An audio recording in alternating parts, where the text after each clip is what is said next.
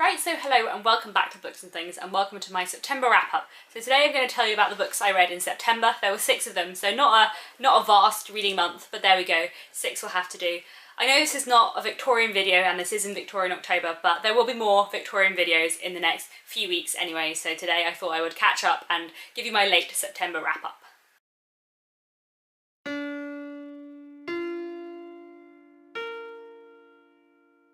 So as usual, I will start off with the classics, even though I actually only read one classic in September, and that was A Laodicean by Thomas Hardy. At least I think that's how I say it.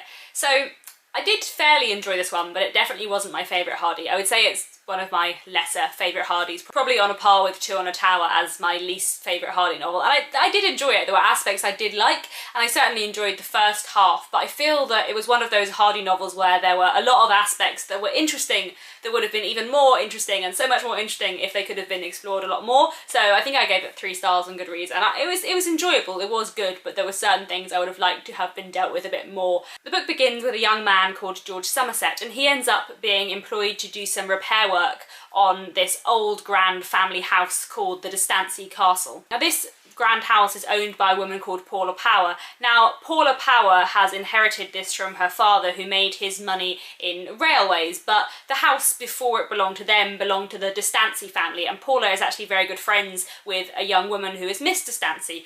And they, although they are aristocratic and of very, very noble blood, they are fallen on hard times and they are not very rich. Somerset falls quite in love with Paula quite early on in the book, and the novel basically follows their relationship and the relationship between the De Stancys and Paula Power, and also deals with various mischievous plots going on. It has much more of a sensationalist plot than other Hardy novels, in a similar way perhaps to Desperate Remedies, although in my opinion not pulled off quite as well. There is a villainous young man called Dare who becomes quite important, who is kind of plotting against Somerset throughout a lot of the book. So in that way it's more dramatic than other Hardy novels, and yet at the same time for me the first half felt quite slow. There were aspects I really liked, and there were some characters who I thought were very, very interesting, but for me not quite enough was done to develop them. So the character of Dare, for example, the very young man, is really, really interesting. He is quite a curious character. No one seems to be able to tell how old he is or where he's from, and he won't tell anyone these things, and he comes across as quite interesting, and the relationship he has with a particular character in the book who comes in a little bit later on in the story is very, very interesting, but I felt like it could have been developed a bit more. You got a sense of Dare's motivation, but his motivation could have been explored a lot more for me. So although there were things that I did enjoy about the book, and although it was Hardy and I always really enjoy Hardy, this was not the best Hardy for me. Moving on to contemporary fiction, this month I read Resurgence by A.J. Flower, and this was sent to me by the publishers for review, which is always very exciting, especially when it's a physical book.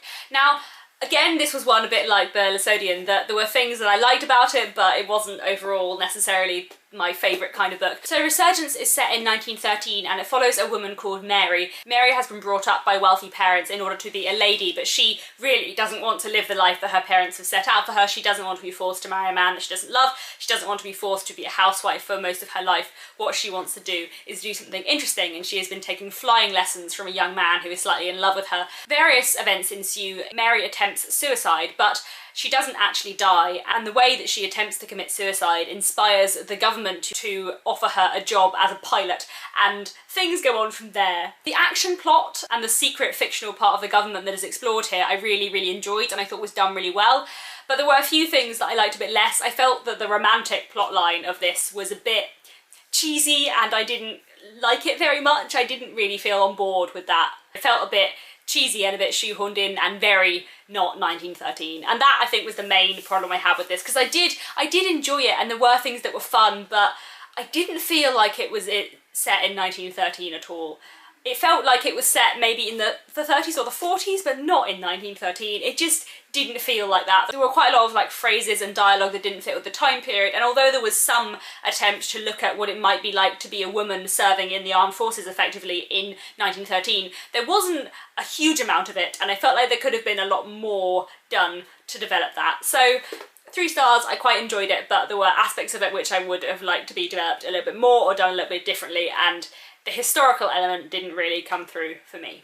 Another book that I didn't hugely enjoy, before we get on to the great books, including the final book I will talk about which I read in September and is my favourite book of the year so far. But before that, let me talk about another 3-star read, and that is The Sweetness at the Bottom of the Pie, which is a mystery book which is part of the Flavia de Luce series. Now, I buddy read this with Amanda Center, which I really, really enjoyed doing, and I'm very glad we buddy read it together because neither of us loved it. It wasn't that we hated it, we just didn't love it, and both of us had been quite hoping to love it and had heard a lot of very good things, so it was nice that we read it together and we could discuss this very much. You might well have heard of The Sweetness at the Bottom of the Pie and of the Flavia de Luce series because they have been spoken about on BookTube quite a lot, and I know they're quite popular. I know Kate Howe really loves them, and I'm sorry, Kate, that I didn't love the book as much as you. Basically, it's a mystery series set in the 1950s. The main character is an 11-year-old girl turned detective called Flavia de Luce. And there were some things about the book that I did enjoy. I found parts of it quite witty, and there were some nice moments throughout, and I thought that it's a nice idea to have this young girl detective, and I thought that the relationships between her and her family had some interesting potential, and I would perhaps be curious to see how they carry on throughout the rest of the series. But for me, I found two things in it that I often find with mysteries, which is one of the reasons why I think there are a lot of mysteries that I don't love.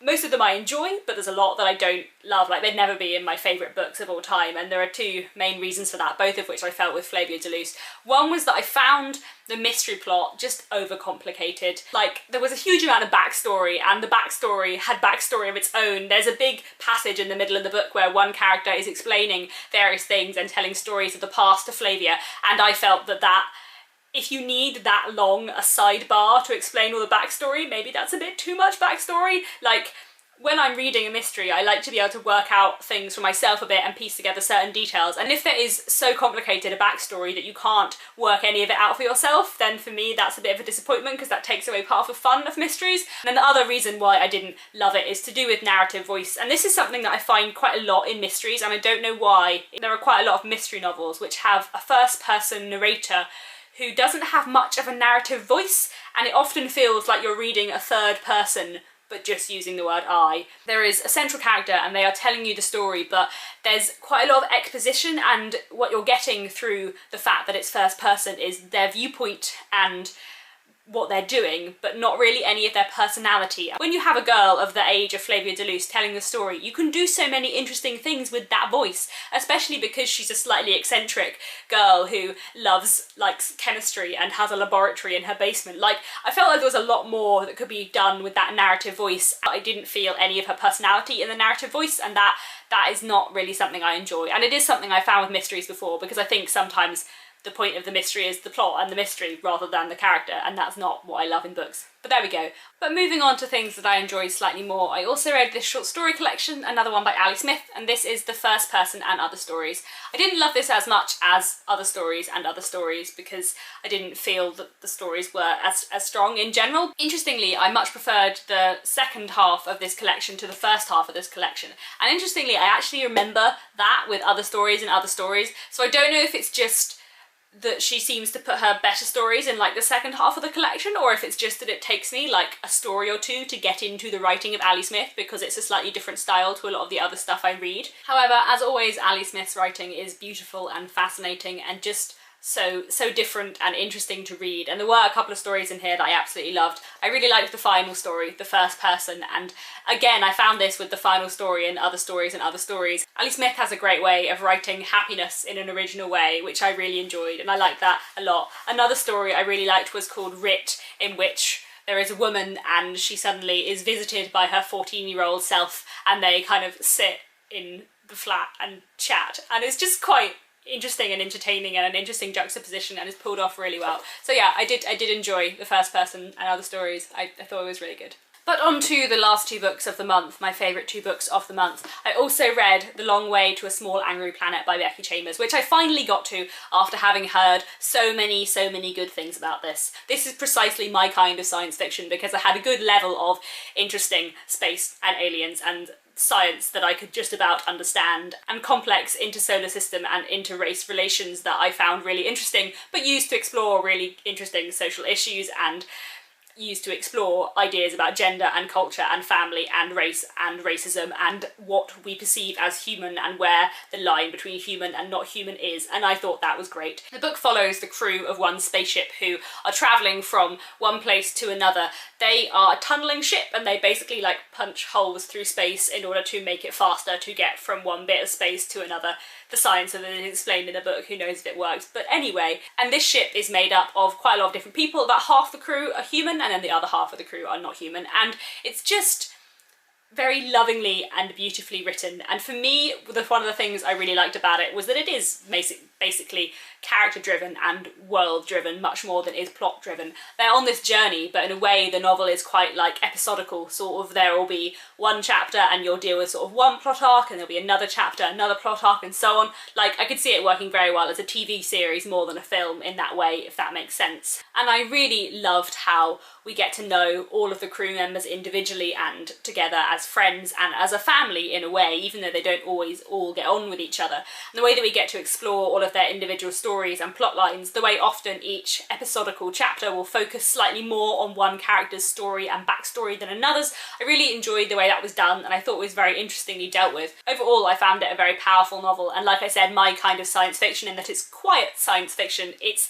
a bit epic in a way, but actually it's really just about these people and their interactions with each other, and that is what I love in books, so that is what I enjoyed about this. But finally, my favourite novel of September, and my favourite novel of the year so far, is John McGregor's So Many Ways to Begin, which I love. There is a bookmark in it, as you can see, because I have made Nick read it, and he is not loving it as much as me, but I will make him love it, so we shall see. It's really good! You're lying just because you don't appreciate books that don't have speech marks! I have spoken a lot before on this channel about John McGregor and how amazing he is. I will probably do like an author spotlight soon, because I've now read all 4 of his books and they're just so good, and he writes so beautifully and so powerfully and does such interesting things with structure, and he is just amazing. I read If Nobody Speaks of Remarkable Things about 2 years ago, and then I've read his other 2 books, Even the Dogs and This Isn't the Kind of Thing That Happens to Someone Like You, between. And both of those 2 books I really enjoyed, but they weren't quite as brilliant as If Nobody Speaks of Remarkable Things. This is as brilliant as If Nobody Speaks of Remarkable Things. I think probably equally brilliant. Like, If Nobody Speaks of Remarkable Things is pretty brilliant, but this is very brilliant too. So Many Ways to Begin is about a man called David, and David is a museum curator, and this book is basically about him looking at his life, piecing bits of his life together, and about his relationship with his wife Eleanor.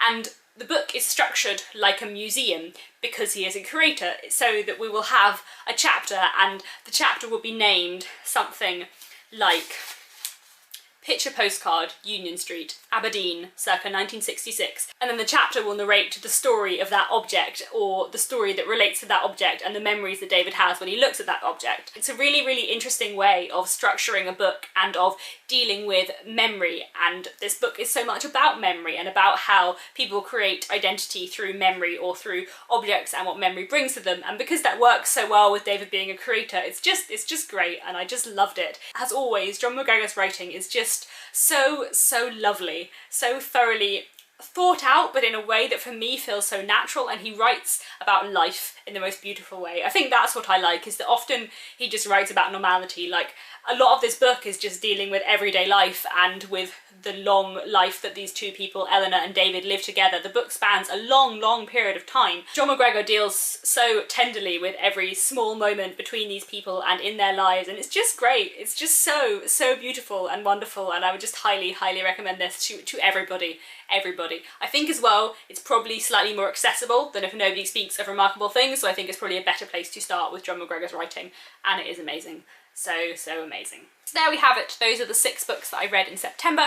Do let me know down in the comments if you have read any of these and if you have enjoyed them. Also, please let me know if you have read So Many Ways to Begin, because I don't know anyone else who's read it yet, and it's so good, and I want to discuss how brilliant it is with more people because it is so good. It's so good. Anyway, that will do for today. I'll be back very soon with a more Victorian video, and in the meantime, happy reading.